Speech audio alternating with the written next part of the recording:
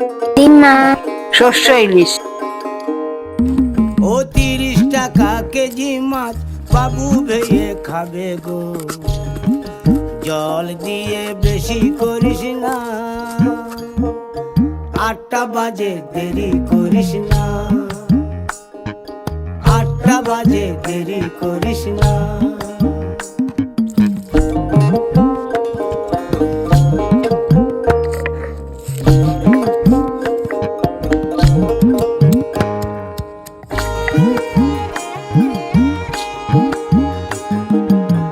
রূপালী মাছের মতো গরু পাহাড়ে,